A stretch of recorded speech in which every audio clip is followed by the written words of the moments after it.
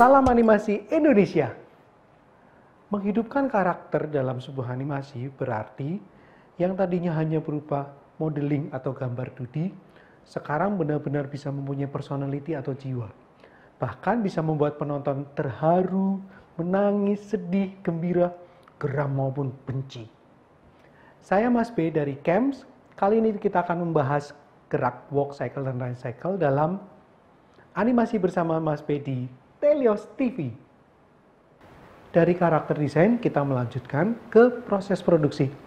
Lalu kita akan bahas mengenai cycle, yaitu run cycle dan walk cycle. Proses produksi dalam animasi dibagi menjadi 3. Pertama praproduksi, pre-production, kedua production atau produksi, dan pasca produksi atau post production. Untuk 2D maupun 3D sama aja prosesnya. Kita mulai dengan proses pertama atau praproduksi. Praproduksi dimulai dari membuat konsep tentang cerita animasi, kita bikin skripnya, kita bikin sinopsis lengkap, kemudian kita bikin karakter-karakternya, mau yang antagonis, mau yang protagonis, nggak masalah. Lalu kita bikin color code, bikin style, bikin background, bikin dialog-dialognya, sampai dengan bikin storyboard. Proses berikutnya disebut proses produksi. Produksi dimulai dari menganimate para karakternya, kemudian dikomposisikan dengan background dan special effect sampai dengan editing. Nah biasanya kalau editingnya ini dirasa udah cukup, udah sesuai sama storyboardnya, baru kita satukan dengan musik dan dialognya. Itu namanya proses produksi. Terakhir kita sebut proses pasca produksi, yaitu menyatukan semua yang sudah kita kerjakan tadi dalam proses produksi, dilanjutkan dengan merapikan, kita sebut ngedit atau editing. Kemudian diberi mixing untuk audio dan musiknya. Terakhir, siap menjadi sebuah tontonan yang siap tayang. Nah, biasanya kita transfer ke dalam sistem yang dipakai standar TV atau misalnya apa? Kita sebut broadcasting standard, yaitu kita masukkan ke dalam Betacam dan siap untuk ditayangkan. Kita masuk ke dalam animasi cycle, yaitu run cycle dan walk cycle. Paling bagus kita observasi dulu dari gerakan nyata orang jalan, kita capture lalu kita ikutin gerakannya. Nah sekarang saya akan membahas pertama untuk gerakan yang berkaki 2 atau manusia, kemudian yang kakinya lebih dari 2, misalnya binatang atau hewan yang kakinya 4. Kita lihat dari contoh dari Animation Survival Kit karangan Bapak Richard William. Kita lihat kayak apa gerakannya.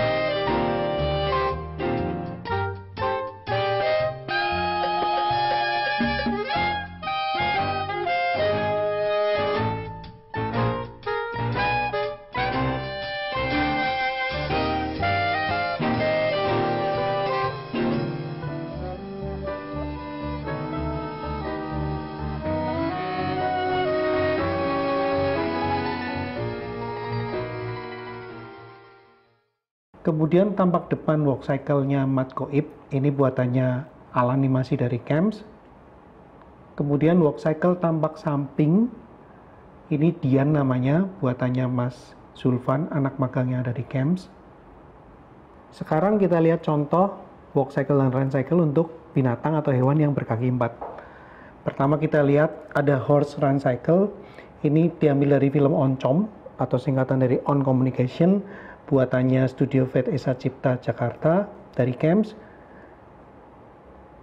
Kemudian ada walk cycle-nya Pongo dari Walt Disney. Lalu ada walk cycle dan run cycle dari Kung Fu dari karyanya Alessandra Sorrentino. Sekarang kita akan membahas pertanyaan dari kalian. Ada 2 pertanyaan di sini. Pertanyaan pertama, memangnya dalam setiap membuat film animasi harus melewati 3 proses produksi, pra-produksi dan pasca? Oke, sebetulnya nggak harus sih, nggak ada juga yang maksa, cuman minimal gini, supaya kalian tahu proses produksi yang benar, sebaiknya produksi itu ada proses mulai awalnya, pengerjaannya sampai dengan post production atau pasca produksi. Tapi kalau misalnya kalian mengerjakan untuk film sendirian atau film indie, kata kalian durasinya cuma durasi pendek, ya tanpa harus melewati praproduksi dan pasca nggak masalah. Artinya dua proses itu ada di dalam otak atau pemikiran si animatornya sendiri. Sedangkan untuk film serial atau film animasi layar lebar, mau nggak mau harus melewati 3 proses ini. Kemudian ada pertanyaan kedua, apa sih bedanya animasi untuk film dan animasi untuk iklan? Sebenarnya simpel, bedanya hanya dalam durasi atau waktu yang dipergunakan. Kalau iklan itu kan rata-rata hanya 30 detik sampai dengan 1 menit. Tapi bayarannya malah lebih mahal. Lalu kalau iklan itu pasti menonjolkan produk. Jadi dalam durasi sependek itu tetap akan ada menunjukkan produknya apa. Sedangkan kalau film untuk serial biasanya lebih durasinya dari 6 menit sampai dengan 24 menit untuk tayangan setengah jam. Kemudian untuk film layar lebar mulai dari 72 menit sampai dengan lebih dari itu. Buat kalian yang punya pertanyaan, bisa kalian kirim melalui Facebook grup Animart dan Twitter @animart_camps. Oke, stay tune terus di Telos TV. Saya Mas P dari Camps. Maju terus animasi Indonesia.